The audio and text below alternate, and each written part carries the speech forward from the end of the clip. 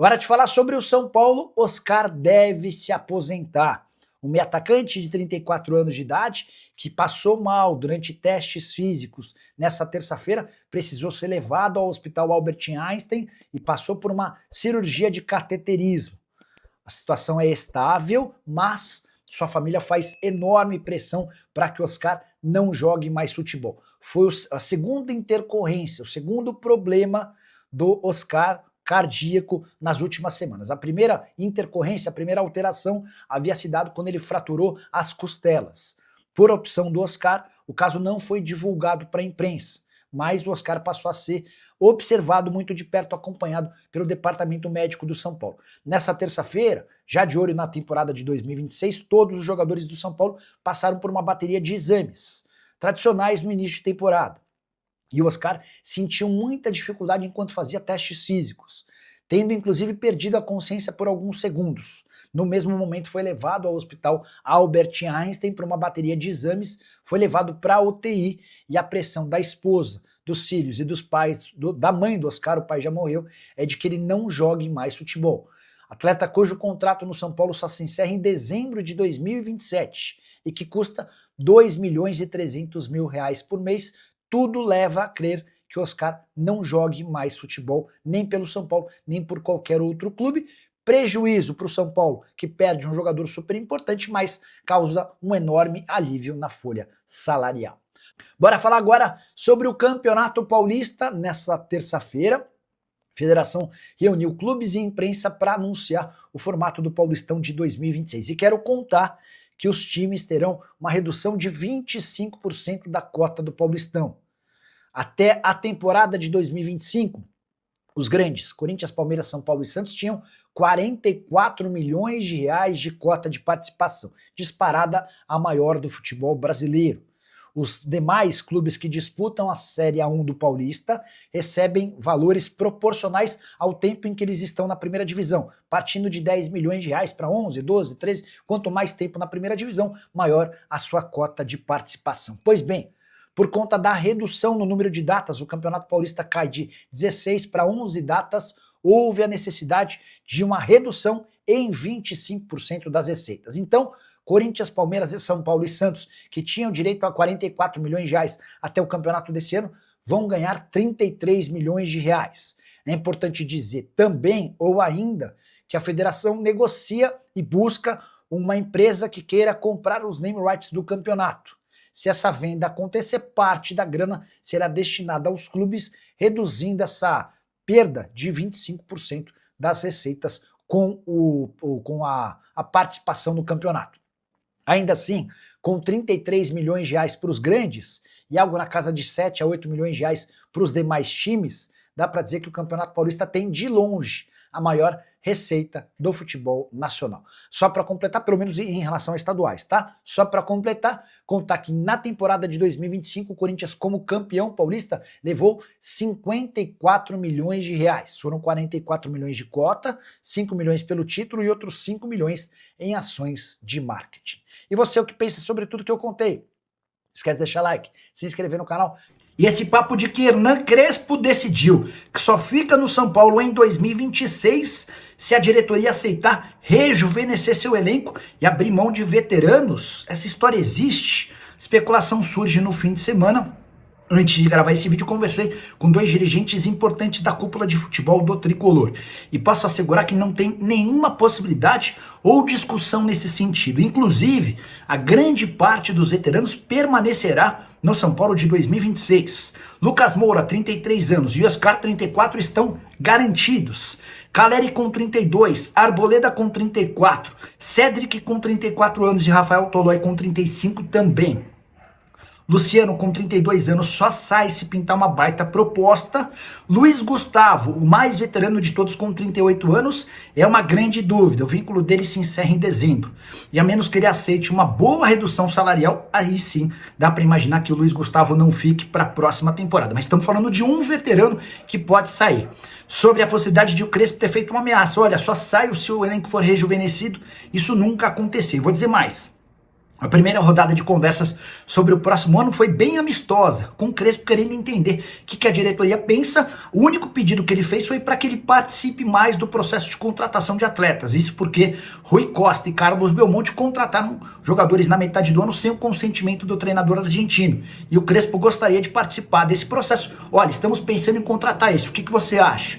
E essa promessa foi feita ao Crespo, isso sim vai acontecer a partir das próximas negociações. Só para arrematar, em relação ao São Paulo de Hernan Crespo, ele tem vínculo até dezembro de 26 e garantiu que fica para o próximo ano, depois da derrota no final de semana para o Red Bull Bragantino 1-0 na Vila Belmiro. E você, o que pensa sobre a reformulação do elenco de São Paulo? Quais desses veteranos que eu citei você manteria? Já usa o espaço para comentário. Só não esquece de deixar like, de se inscrever no canal.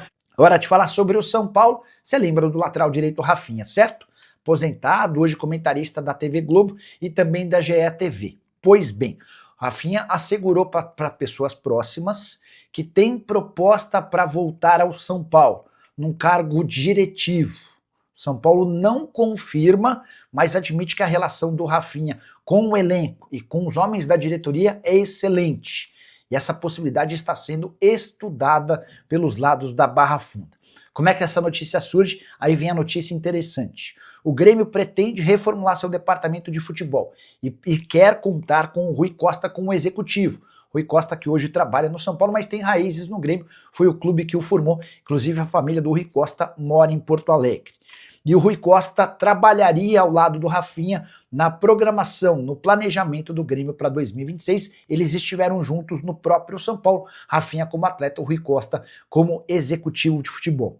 Então dá para contar que Grêmio e São Paulo disputam não só o Rafinha, mas também o Rui Costa. Definição deve acontecer em breve. Já disse para vocês que o enfraquecimento do Carlos Belmonte, o diretor de futebol institucional de São Paulo, existe uma possibilidade grande de o Belmonte cair em dezembro, também enfraquece a possibilidade de permanência do Rui Costa. Rui é muito próximo do Belmonte e até por uma questão de lealdade, se confirmada a saída do Belmonte, Rui também deve deixar o tricolor. Hora de falar sobre o São Paulo, tem boi na linha. Todo dia vocês me perguntam, Nicola, e o Diego Fernandes, esse empresário que se declarou São Paulino e disposto a colocar R$1 bilhão no São Paulo? Essa história existe, é real? São Paulo imagina que ele possa ser parceiro.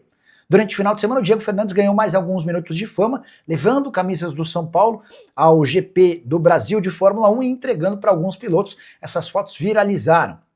Vi, inclusive, vários torcedores do São Paulo empolgados com a ideia de ter o Diego Fernandes como um dos dirigentes do tricolor. Essa chance inexiste. O São Paulo não acredita na possibilidade de o Diego aportar R$1 bilhão, como foi especulado.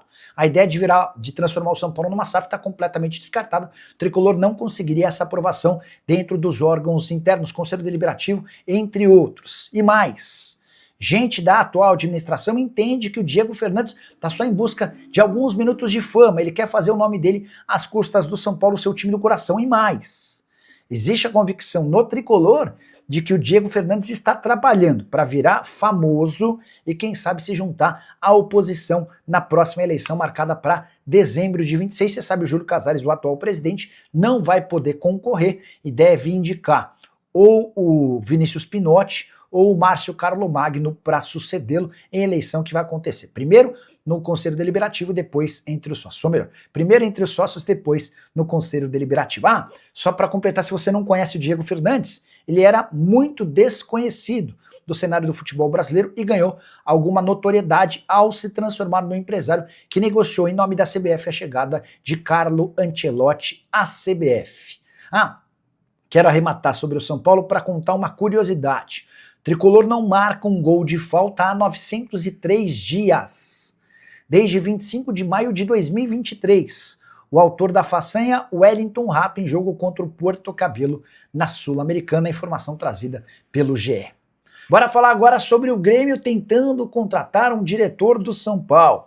Novo presidente do Grêmio, Odorico Roman, tem a intenção de fechar para 2026 com o Rui Costa, diretor executivo de futebol do São Paulo. O nome vem sendo especulado desde a metade do ano. Ele e Paulo Pelaipe eram os preferidos do Odorico Roman. Pelaipe já deixou bem claro que não sairá do Cruzeiro, até por isso o Rui Costa se transformou na bola da vez. E aí tem alguns bastidores importantes para serem contados. O primeiro deles, o Rui Costa é o braço direito de Carlos Belmonte, diretor de futebol institucional, é o conselheiro que virou diretor. E a relação entre Rui Costa e Carlos Belmonte é muito boa. Só que o Belmonte, como vocês têm percebido, pode deixar o São Paulo no fim da temporada, a relação desgastada com o presidente do Tricolor. Se o Belmonte sair, dá para dizer que o Rui Costa fica enfraquecido dentro da Barra Funda, centro de treinamento do São Paulo, o que poderia acelerar esse processo de saída e retorno ao Rio Grande do Sul. O Rui Costa foi formado como dirigente no Grêmio, a família do Rui Costa segue morando em Porto Alegre,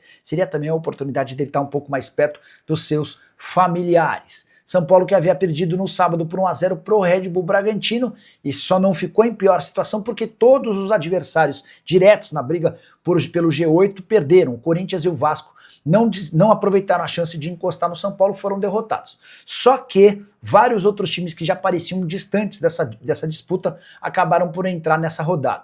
O Atlético Mineiro, inclusive, se vencer a partida que tem a menos contra o Fortaleza, ultrapassa o São Paulo. O Ceará e o Red Bull Bragantino também se aproximaram do tricolor. Vai haver muita disputa por uma eventual 8ª vaga, e isso só acontece se um campeão da Copa do Brasil estiver entre os 7 primeiros do Brasileiro. Fala pessoal, estamos aí com atualizações importantes do São Paulo. Se inscreva e ative o sininho para receber mais atualizações do Tricolor. Deixe seu like, que é muito importante para o crescimento do canal. Utilize o espaço aqui embaixo para registrar sua opinião. Ficamos por aqui com mais esse giro de notícias. Um abraço e até o próximo vídeo.